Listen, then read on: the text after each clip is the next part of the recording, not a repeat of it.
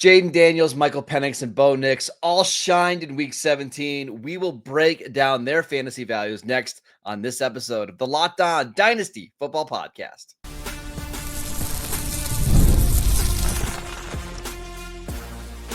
You are Locked On Dynasty Football, part of the Locked On Podcast Network. Your team every day. Here are your hosts, Marcus Mosher and Kate Madjuk. Welcome back to the Locked On Dynasty Football Podcast, part of the Locked On Podcast Network. Your team every day. We'd like to thank you for making us your first listen of the day. I am your host, Marcus Mosher. You can follow me on Twitter at Marcus_Mosher. Joining me today, as always, is Kate Madjuk. You can follow her on Twitter at Kate Madjuk. On today's show, we're going to talk about some rookie quarterbacks, some half-baked takes, what to do at with a couple interesting players. But Kate, let's start with some rookie quarterbacks because it's pretty good showing for most of the rookies in this class. Who do you want to start with?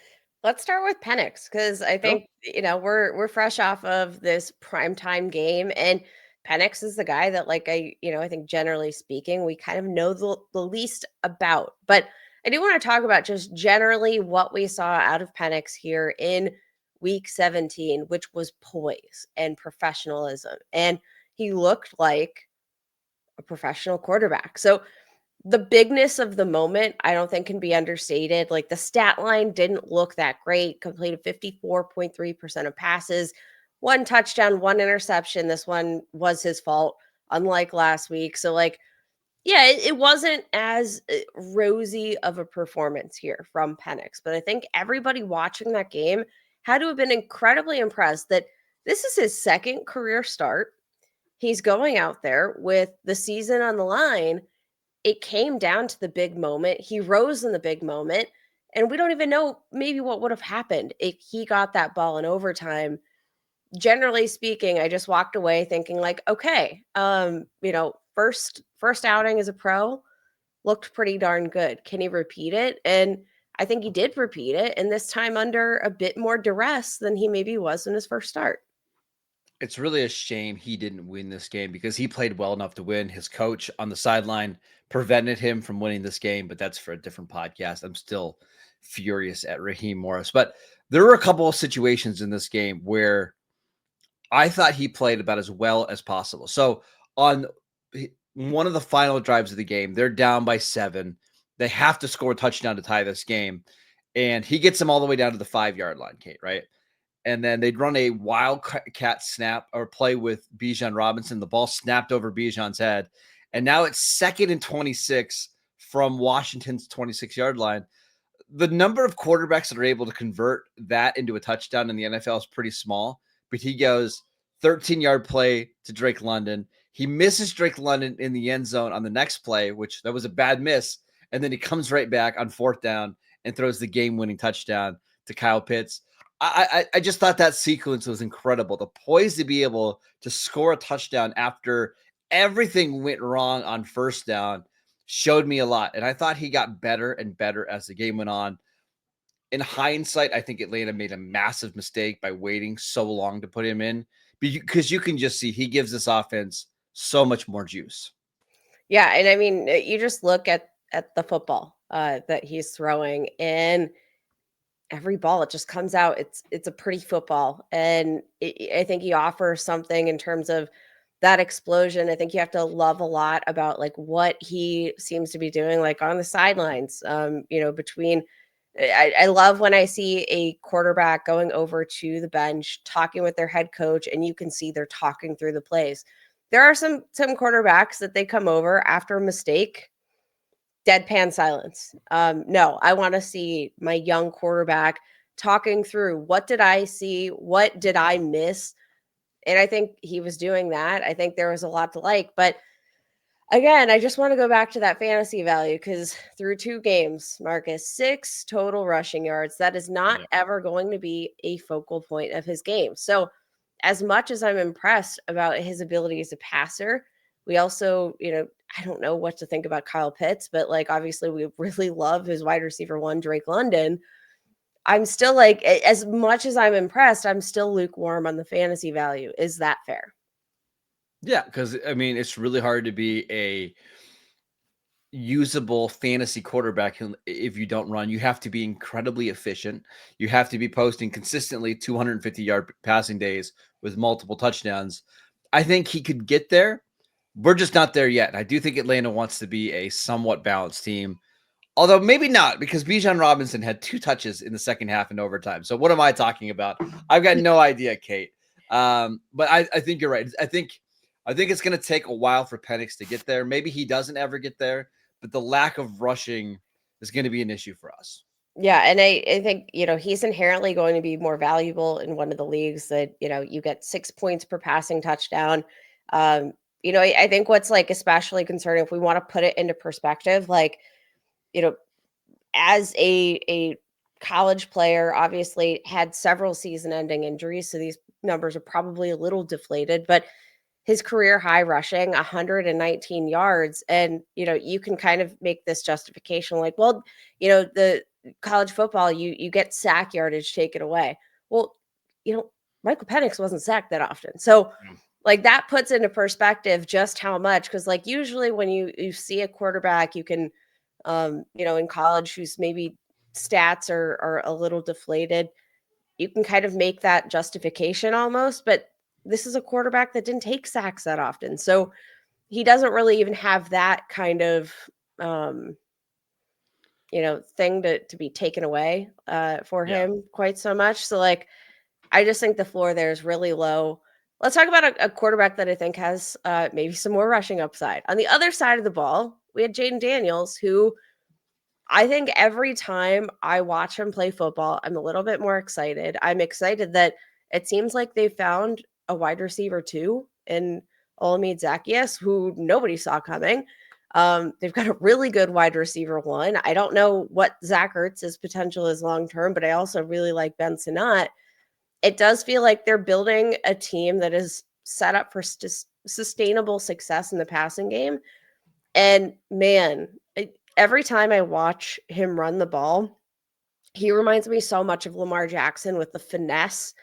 Not like he doesn't run with power like a Josh Allen. He couldn't because he doesn't have that size, that frame. But there was this move like toward the end of the game. I can't remember, it might have been in overtime, but he was kind of scooting through, some traffic there, and he slid over to the sideline very smoothly. And I was like, that's the most Lamar Jackson thing I feel like I've seen. There's a certain way that Lamar moves, and I think that we're seeing,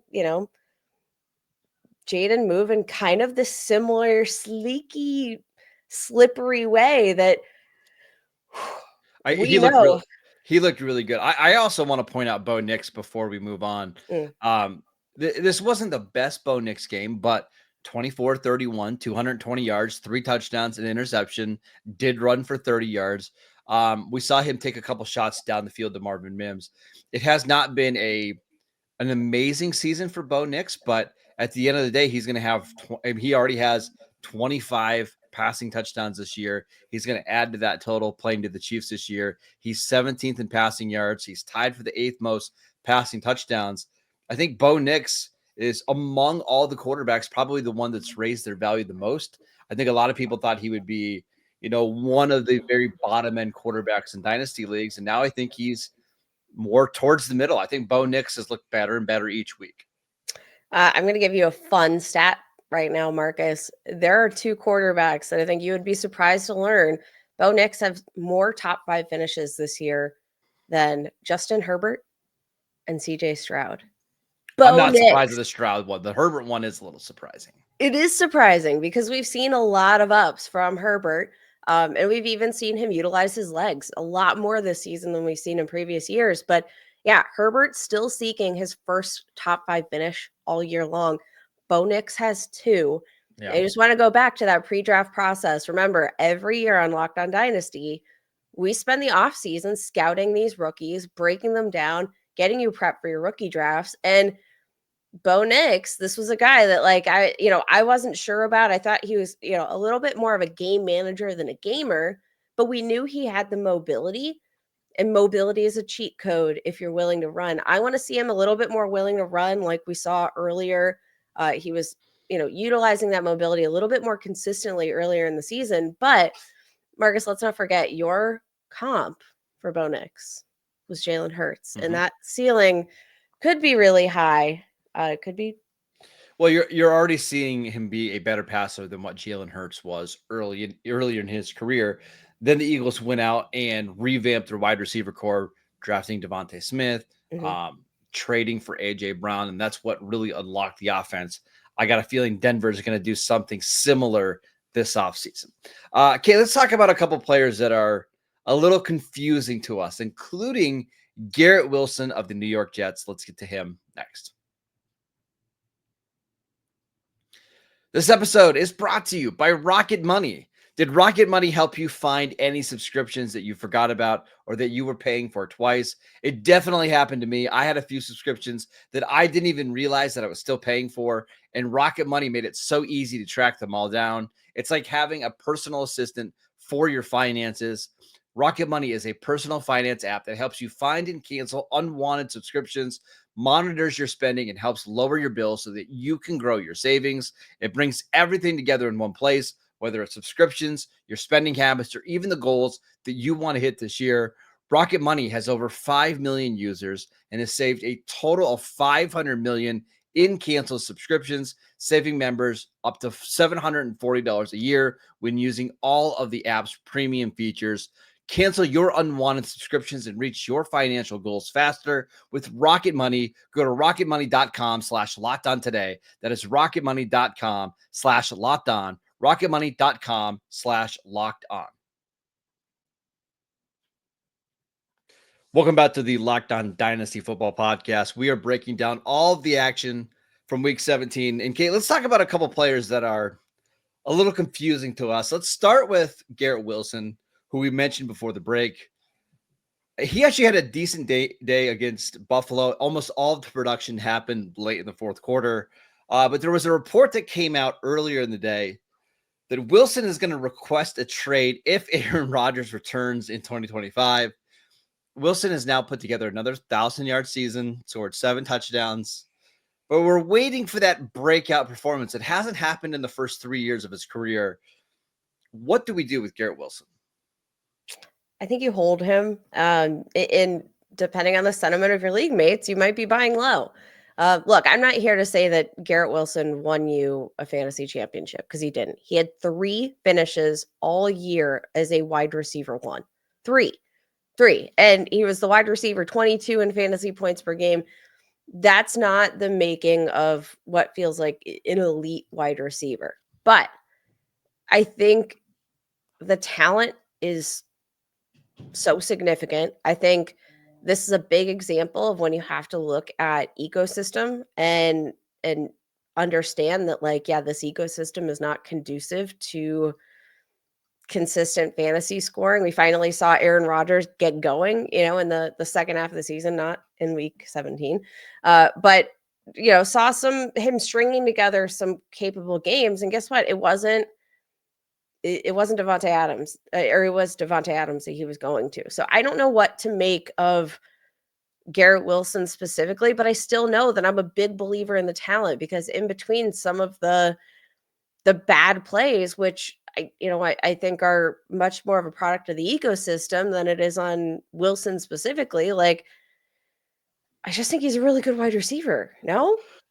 Oh, I think he's a good player. It's I think that the issue the Jets are going to have right here is he's eligible for a contract after this year. Now, he still has the final year left on his rookie deal. He also has the 5th-year option. So technically they still have 2 years of control plus the franchise tag if they want to use it. But most teams don't want to wait. They want to sign these guys to extensions right now. Do we think the Jets do that? Or are the Jets in a situation where they're so far away after going all in this year that they would be better off trading Garrett Wilson for let's say, a mid-range first-round pick, a back end of the first-round pick, and starting over? I generally don't believe in trading away soon-to-be 25-year-old receivers with 3 straight 1,000-yard years. But also, I can understand if there's some hesitancy about giving that guy $34-35 million when you don't have a quarterback yet either. So this is a really tough situation. in terms of dynasty value, I believe in the player. I believe in the talent. But the further that we get into his career without one of these 1,200-yard seasons with 10 touchdowns, 1,300-yard seasons, it's frustrating. I think what's really hard about Garrett Wilson in general is the fact that, like, we know the talent and production mismatch has been so significant. The gap between what you know he's capable of versus what he has produced for fantasy. How many games would you guess that Garrett Wilson has scored 25 or more fantasy points, half PPR, 25 or more in his career? 3? 2. I mean, and I think that's the thing. It's like he's just not giving you those spike weeks that ultimately matter at the wide receiver position. He has scored more than 16 fantasy points on just 6 occasions in his career. So, like, the thing is, I don't think you can really be in a position where you, like, aggressively trade for him because, again, like, the price is just so different than the production. And I don't know that we're going to see those two reconciled until maybe Garrett Wilson gets out. And then, you also brought up the contract situation. If I'm Garrett Wilson, do I want to sign a contract right now? Because I feel like this would be kind of me signing at your lowest, right? Like, you haven't had the breakout season yet. Like, are you going to get your full contract? If, I'm assuming Garrett Wilson believes that, like, this is a frustrating circumstance because he knows he's better than the stats he's producing. If I'm Garrett Wilson, I also don't want to sign that contract just yet because I know I can do so much better and I'm going to earn a lot more money in the long run if I don't settle right now. So, like, it just feels like a mess of a situation. I think there are a couple things here that could end up impacting what happens with Garrett Wilson. Do you think that T. Higgins re-signs with the Bengals? Yes. Okay. I'm starting to believe that as well. And if that's the case, there's just no receivers on the open market that are going to do anything, right?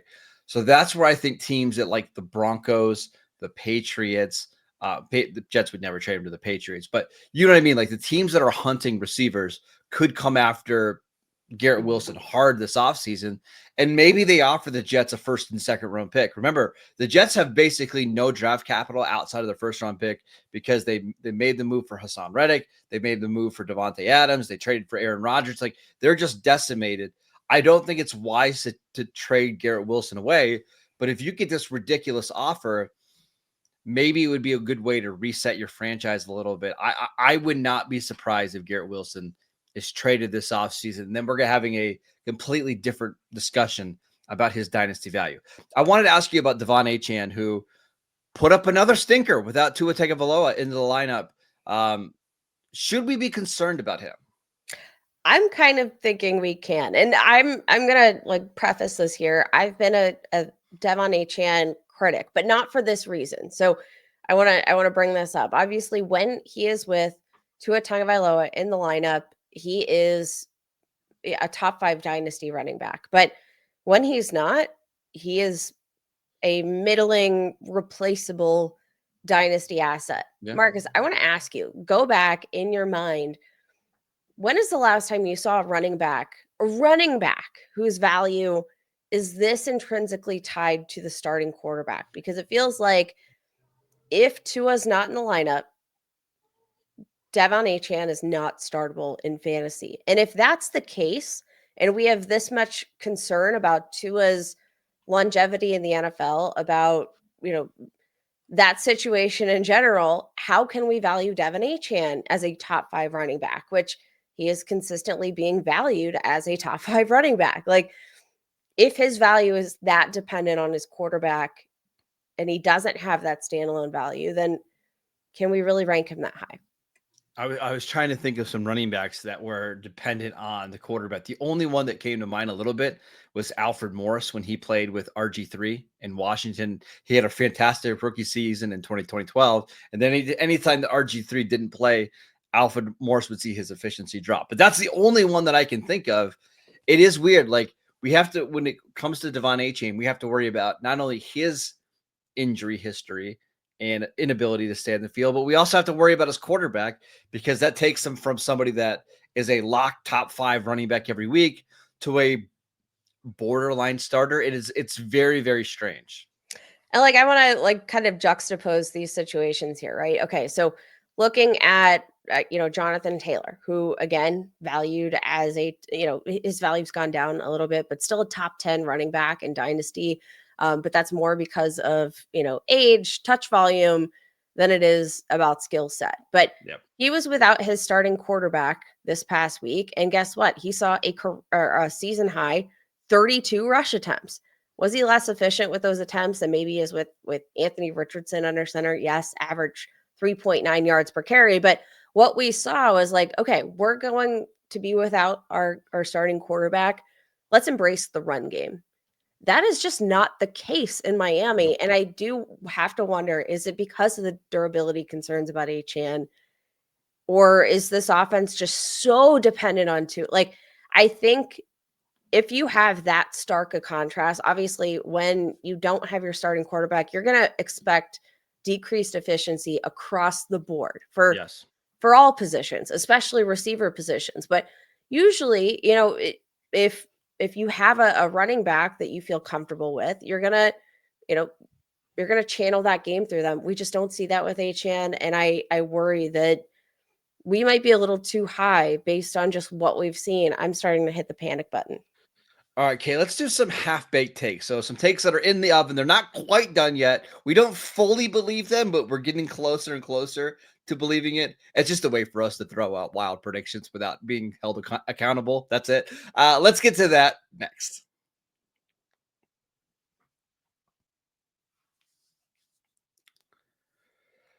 Welcome back to the Locked On Dynasty Football Podcast. We'd like to thank you for making us your first listen of the day. For your second listen, check out the new Locked On NFL show.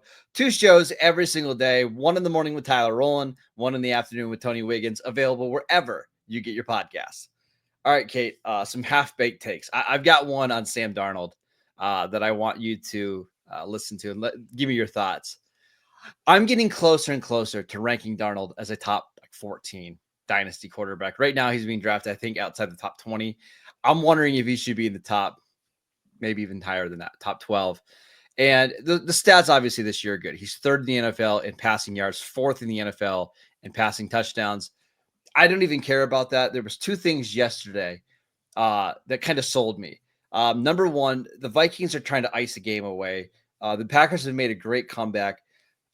3 of the first 4 plays of the drive where the Vikings needed to ice the game away were passing attempts by Sam Darnold. He completed all 3 of them. It just shows the confidence that Kevin O'Connell has in his ability to make the right decisions, make the right throws, and that's why they won the game. Basically, the game-winning throw was on a 3rd down to Cam Akers. That's number 1. Number 2, and I think this is honestly more important, I saw the video from the Vikings after the game of Sam Darnold going into the locker room, and the teammates just showered him with actual water bottles, and they picked him up and carried him on the shoulders. And it was a locker room that you can tell believes in their quarterback. And I just don't see how the Vikings can let him go this year, regardless if they become the 1 seed or the 5 seed, if they lose in round 1 or whatever. He's playing too well to move on from.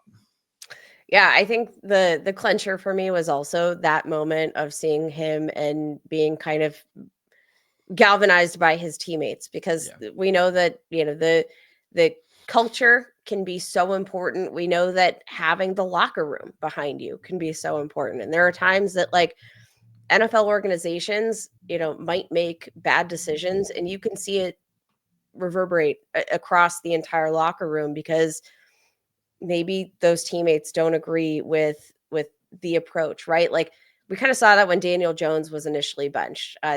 Daniel Jones, despite the fact that he wasn't maybe the best option for the team financially based on that contract situation, like he had the support of the locker room, and you saw the displeasure there. And you can kind of see the shift in mentality there sometimes. So looking at Sam Darnold, looking at what he's accomplished, I think they had a graphic yesterday. I think the projected win total is what, 5.5, 6.5 games. 6.5. Yeah, they had the worst odds to win the NFC North this year.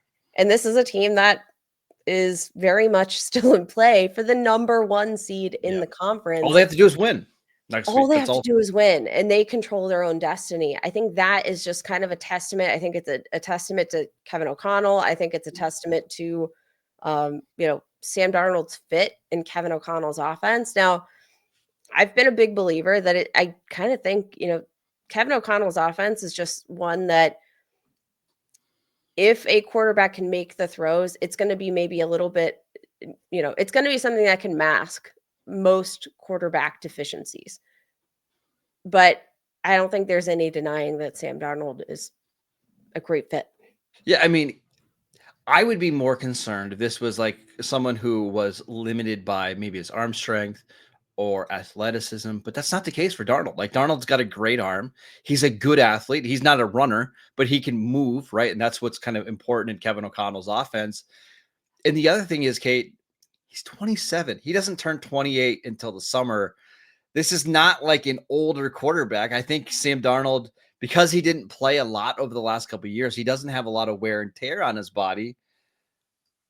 I just don't see how the Vikings move off from him this offseason in favor of JJ McCarthy. And when you're playing in an offense with Justin Jefferson, TJ Hawkinson, Jordan Addison, you're going to put up big numbers. And Sam Darnold is likely going to finish the season with like 38 touchdowns. There's only so many quarterbacks in the league that will give you, in so many situations in the league that provide that kind of ceiling. I'm buying Sam Darnold as a top 15 QB at worst.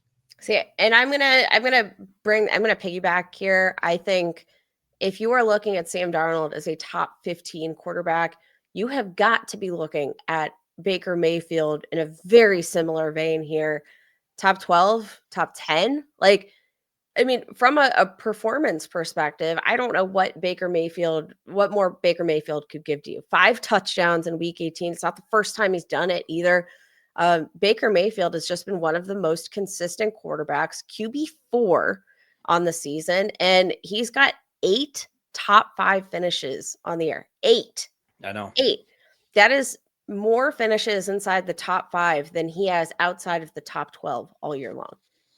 Baker Mayfield has been the perfect example of high ceiling, low floor.